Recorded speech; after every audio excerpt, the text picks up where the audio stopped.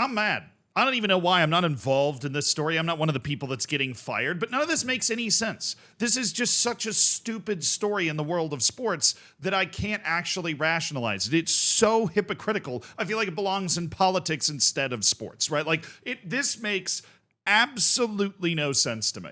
What has just happened at Barcelona? I made a video where I really, a couple days ago, where I really tried to hedge what I was saying. The Spanish media, and I can't actually really believe this is true, but if it's true, it's insane and one of the stupidest things I'd ever heard. Well, it turns out it is true, because Barcelona has now fired Xavi before the last match of the season.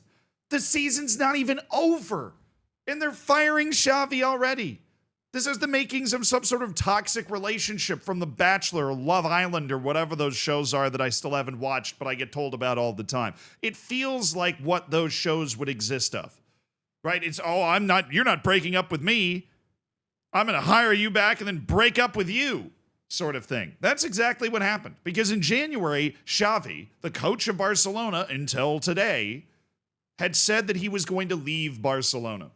And I got some quotes pulled from an Athletic article about what he was saying. He said that it's a cruel job, it wears you down, and at some point you realize there's no point in staying. And if I could go back in time, I would make sure that Xavi was 100% committed and leaving at the end of the season, because it would have saved him getting absolutely screwed by his favorite club, the club that he is from, by the way. This isn't just a manager that's passing through here. Xavi came through La Masia at Barcelona. He's Barcelona through and through. This guy was part of Barcelona's best golden era in the last 25 years. He also was part of, if we were to zoom out a little bit geographically, Spain's World Cup winning team. This guy is one of the most important players to come out of this country in the last 25 years, certainly out of this city.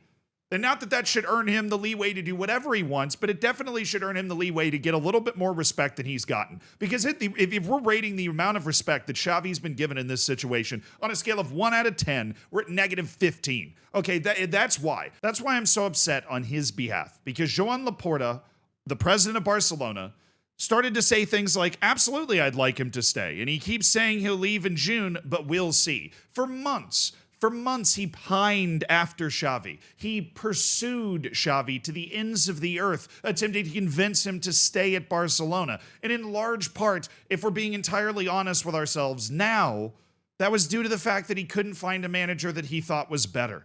This is a classic case of, you have a breakup, you go, I'm going to be able to find somebody better, and then you can't find anybody better. And all of a sudden you come crawling back, bruised and battered by the world.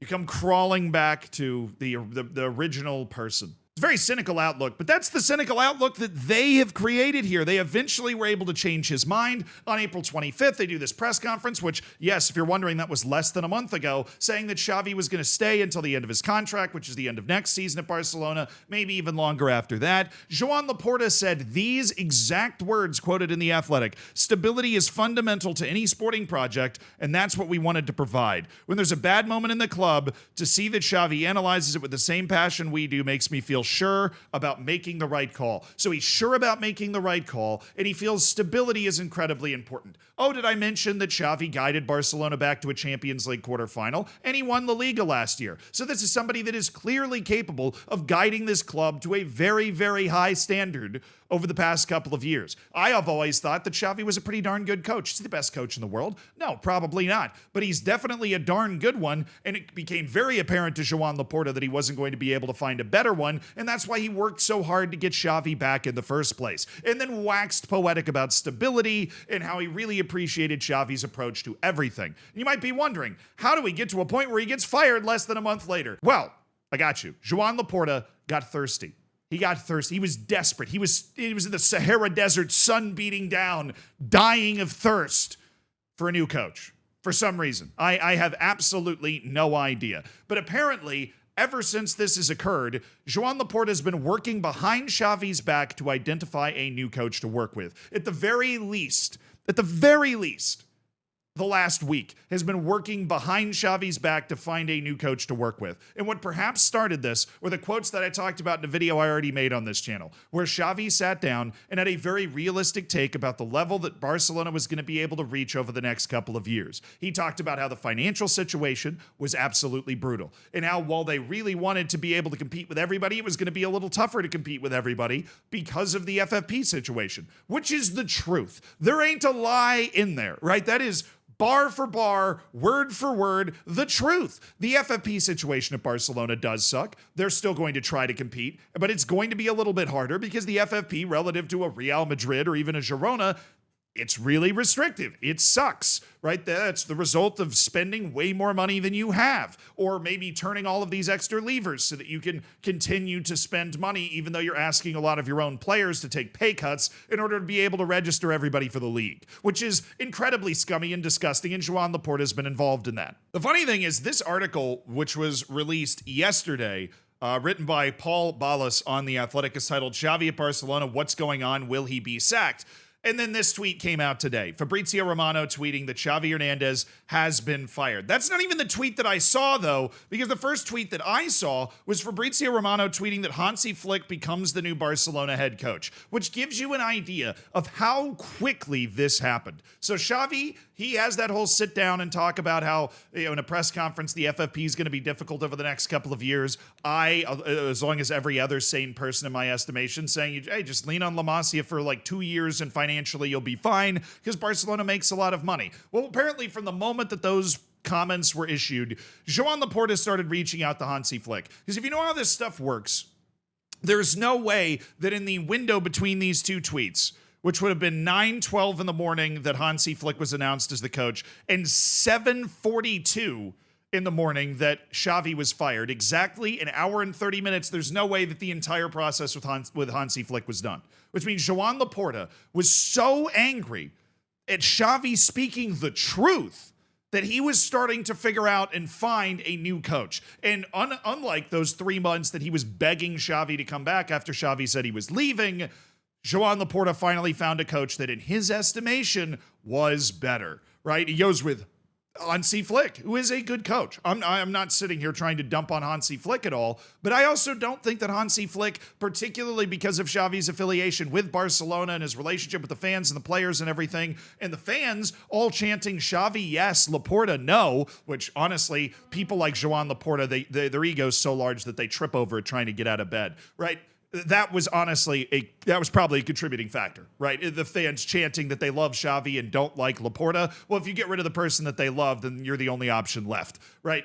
That does feel like it might have had an outsized impact on them actually getting rid of Xavi. I say them, I mean Joan Laporta, getting rid of Xavi and bringing in a new coach so that he has control over this situation again and the fans aren't siding against him. But he was so mad at Xavi just speaking the truth, just trying to set reasonable expectations, that he began probably almost immediately putting out feelers to Hansi Flick and saying, hey, would you be interested in managing Barcelona? And then just shoehorning him in here. But this is one of the dirtiest, scummiest, nastiest looking pieces of business on the manager side or the player side that I feel like I've ever seen. And when we're talking about a 3-month pursuit to get this guy to change his mind after he says that, it's just such a toxic position to be the Barcelona head coach. Well, you just proved his point. Who the hell wants to coach this team when, that's the way they're going to get treated in the public eye? This was 2 weeks ago.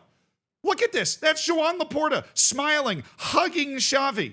Look at this. 2 weeks ago, Laporta cried and hugged Xavi, saying he was proud of him. Today, he says goodbye to them. This club is a joke. Yeah, it is. And that makes me sad because I'm an American, right? I came into soccer, into football late. Right. And while people use that to try and discredit me all the time, I've been obsessed with the sport for over a decade. I've been playing Football Manager and watching games, whatever. Right. You guys probably know my history. But one of the clubs that I loved from the moment that I learned about them when I was probably like 12, 13 years old was Barcelona. The concept that you would grow your own world-class players, that you had a system, you had an identity. You were Barcelona. We're going to play this way. We're going to have these guys. Of course, I was growing up right in that prime era where players like Xavi and Iniesta and Busquets, right? They were making things happen in that midfield that you just never seen before. Not that you never seen before, but certainly not at the the consistency that they were able to deliver those sorts of passing combinations. It was amazing. And all of those players having kind of come up through the academy, it was amazing to me. I always liked Barcelona more than Real Madrid. I felt like Real Madrid bought its success and Barcelona grew its success, but that club is gone. Right now, that club is gone. We're talking about a club that sent itself spiraling into serious financial trouble with terrible transfer deals, just appalling transfer deals. Philippe Coutinho, they were paying him to beat them in the Champions League, which is one of the funniest things I've ever seen in sports, honestly. The amount of money that Barcelona spent trying to be Real Madrid, Barcelona doesn't need to be Real Madrid. Barcelona needs to be Barcelona. What happened to the Barcelona that was comfortable saying, yeah, we're going to rely on La Masia? What happened to the Barcelona that was comfortable being itself? It's gone. Completely gone. Now, there is something Sevilla manager Quique Sanchez actually, Fabrizio Romano quoted him. This is another Fabrizio tweet. So I shouldn't say this, but how badly Barcelona treats its legends. What a bad streak. It's probably a bad streak, but what a bad streak. It is.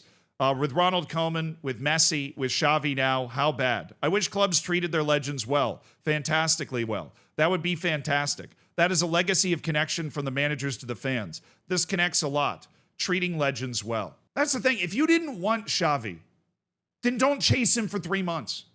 And if you were going to just throw Xavi into the street the first time another manager looked at you that you thought was better than Xavi for whatever reason, don't bring him back. Have some sort of thought. It's almost like he's a goldfish, like Joan Laporta and everybody else running Barcelona are all goldfish. Every week they're just swimming around the bowl and everything's new again. Every week they reassess the entire situation. Not to mention the reason that they were mad at Xavi in the first place. Xavi's not going to win the league. There's one more match left in the season. They're 12 points behind Real Madrid.